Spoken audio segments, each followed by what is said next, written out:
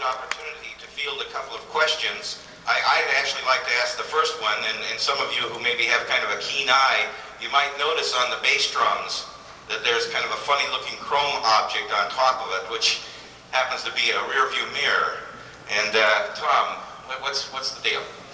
The bass drum players are very vain, you know, when it gets kind of windy out. They have to do that. Well, actually, the bass drums are kind of weird instruments because they always have to either march like forward or backwards. And for some reason, our drill, they march backwards a lot. And they tell me that they look in them so that they can see behind them in order to get the intervals right. Excuse me. I think they do it just because it's cool. Then we also have, if we can lift up that bottom bass whenever he gets out, and we have a little porthole built into the large bass drum because it's so high that he can't see over it. So we have sort of like a little plexiglass window through the front so that he can see the guy in front of him, which he appreciates, his back does, because he's got rammed a few times.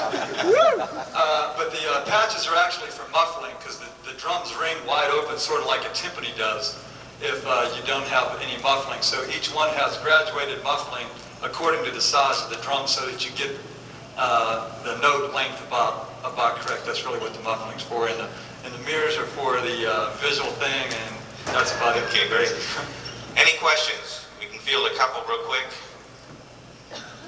No, nobody wants to venture out. Okay, we've got one here.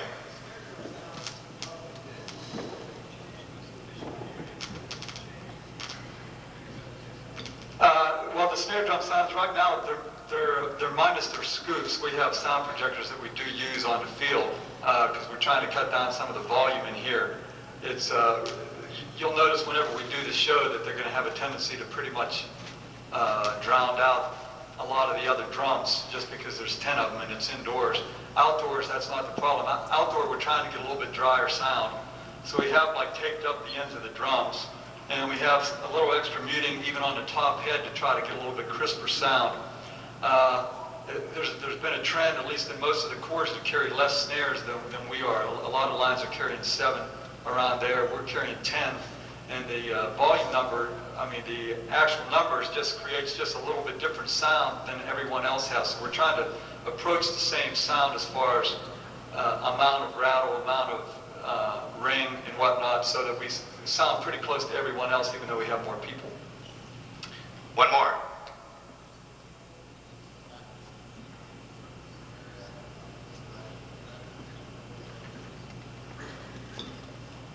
Good question. Let's repeat the question.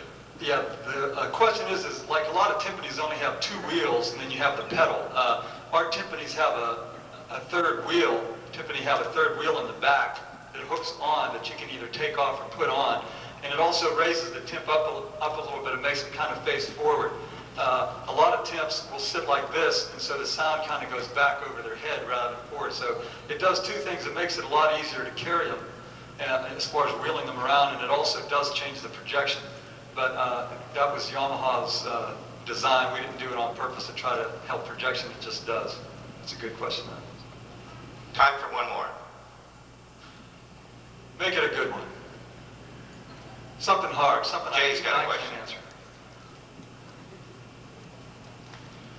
Jay asks if he has a student that would like to join the Blue Devils. How many students you have, Jay? Send me $100. What would be the procedures for any of the band directors or even the students if they're interested in applying, trying out for the Blue Devils? How does that work? Right. Normally, most of the people who audition for the corps send in tapes, or else they show up to audition, which is in November, the first week. We do take a videotape audition. Then we'll give you an idea how it looks. It's better to show up in person and audition, and then we can usually tell you whether you're in or not. At least to be in the Blue Devils, you have to be living in California, where we practice by January, first week.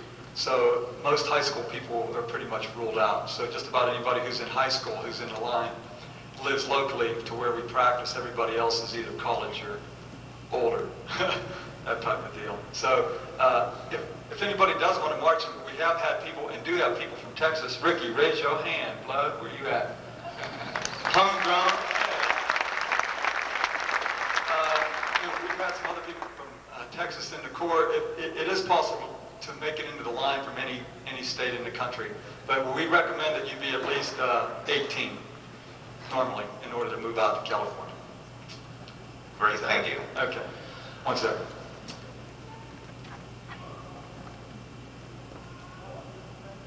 Donald Jackson's from Texas too. Right.